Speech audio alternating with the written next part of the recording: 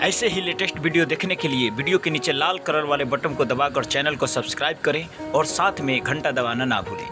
Video अच्छा लगे तो वीडियो को लाइक करें और अपने दोस्तों में शेयर करें।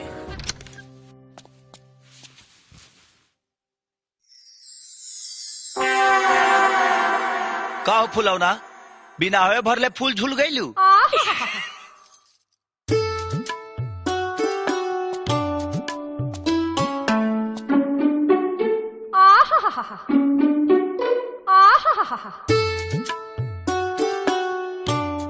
तनी एगो चुमा दाना। पहले आँख बंद करी।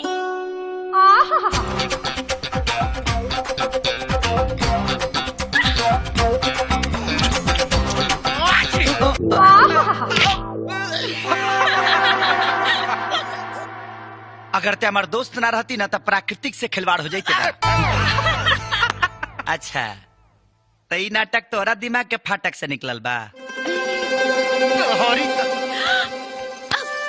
अरे कुछ तो शर्म करी।